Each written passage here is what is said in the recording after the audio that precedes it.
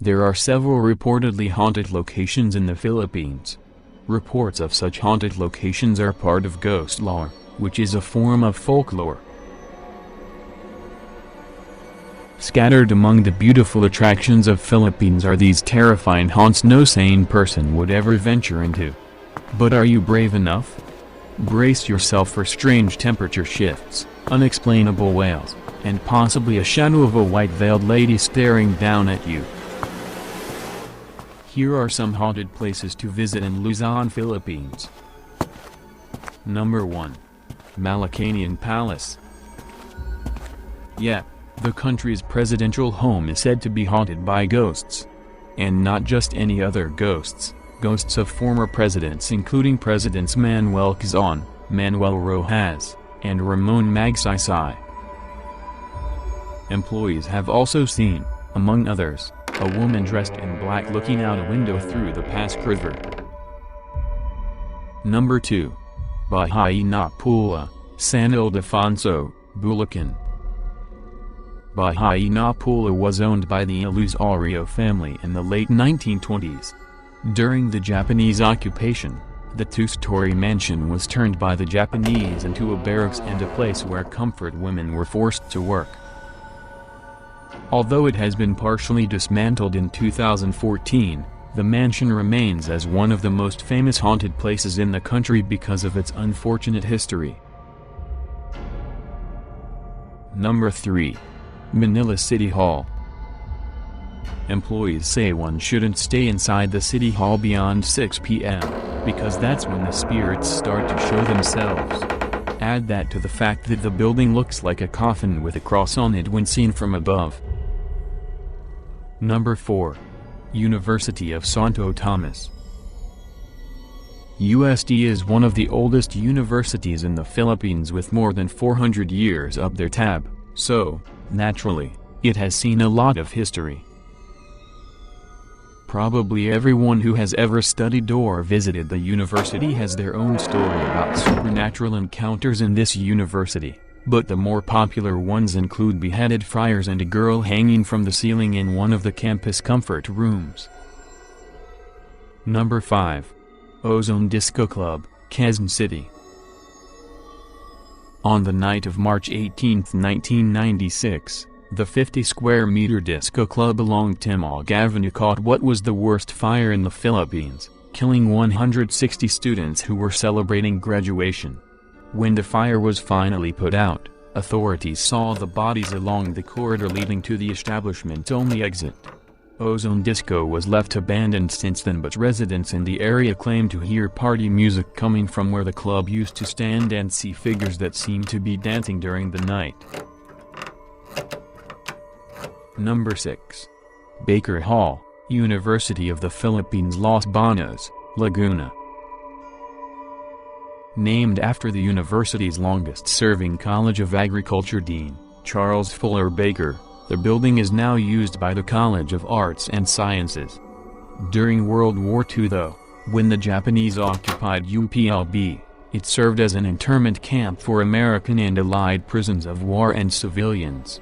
Ghosts of garroted prisoners are said to appear all the time. Not to mention the spooky tunnel beneath the building which served as a passage for POWs during the war. Number 7. Malinda Tunnel, Corregidor. The tunnel was originally designed to be a bomb-proof storage and personal bunker by the U.S. Army Corps of Engineers during the Second World War. It was later on turned into a 1,000-bed hospital to treat soldiers injured in the battle. Today, the tunnel is open to the public, housing several exhibits about the events that transpired in the island during the war. Number 8. Hospital Ruins, Corregidor. Another place that was heavily affected by World War II bombings is Corregidor Island in Bataan. During that time, the island was armed with coastal artilleries to defend Manila from foreign warships. The hospital, naturally, was witness to numerous deaths by the bombings. Although the entire island is believed to be haunted itself, the hospital ruin certainly is one of the creepiest spots.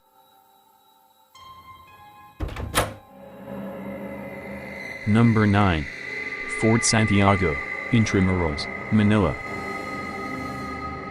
Fort Santiago served as a defense fortress during the Spanish occupation and World War II. Hundreds of lives were lost in its cells. José Rizal himself was imprisoned in one of its dungeons. Today, people who live inside the walled city claim to see apparitions of Guardia Civils dressed in blue roaming around in the middle of the night. Number 10. La Perla White House, Baguio. Owned by the late Perla clan in the 1920s, the Victorian-style house located in number 14 Leonard Wood Road in Baguio was used as a temporary garrison by the Japanese soldiers during World War II. Caretakers say that the house is a witness to numerous killings and acts of torture during the war. Passing visitors and taxi drivers have seen apparitions through the windows. Since its restoration in 2013, the house is now open to curious visitors for 50 pesos and is a home to various bamboo crafts by local artists. Caretakers say that the house is a witness to numerous killings and acts of torture during the war. Passing visitors and taxi drivers have seen apparitions through the windows. Since its restoration in 2013, the house is now open to curious visitors for PHP 50.00, and is a home to various bamboo crafts by local artists.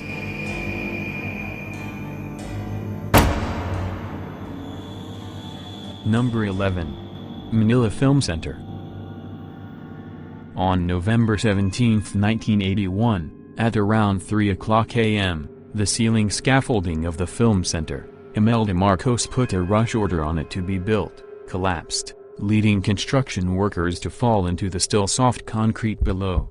Rumor has it that because of time constraints, Imelda Marcos ordered cement to be poured over the area, burying the bodies of the workers, some believed to still be alive.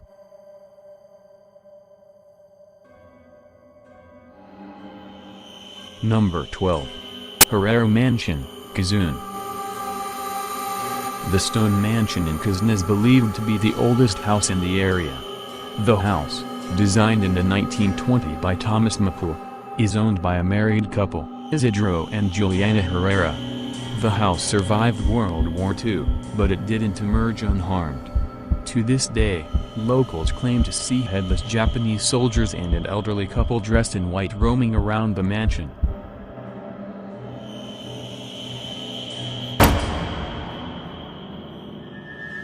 Number 13. Teachers Camp, Baguio. Located along Leonard Wood Road in Baguio City, Teachers Camp has been serving as a training center for teachers all over the Philippines since 1908. Teachers Camp is known to be one of the most haunted places in Baguio. Strange experiences from visitors include hearing footsteps along the hallway, hearing a crying lady in the middle of the night, and seeing a headless priest and a lady dressed in white.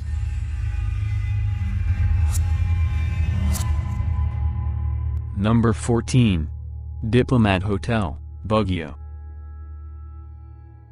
The now abandoned hotel dates back to 1911, when it was still a seminary, then a school, before being developed into a hotel. During World War II, nuns and priests were beheaded by the Japanese soldiers here, which explains visitors' visions of headless ghosts. Wails of babies and children are also often heard by people living near the area, especially along the fountain where numerous children were massacred in the past.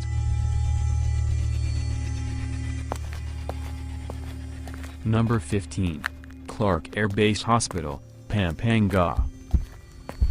The now abandoned hospital in Angeles, Pampanga was a refuge to American soldiers during the war. It was a witness to all the negativities brought upon by countless deaths and violence. The hospital was featured in National Geographic's horror series I Wouldn't Go In There, and Ghost Hunters International called it one of the most haunted places in the world because, unlike many harmless ghosts, the spirits believed to reside here are said to be violent, throwing objects at unwelcome visitors. That is all of the haunted places in Luzon, Philippines that aren't for the faint of heart. If you're in the spirit, go ahead and visit, if you dare.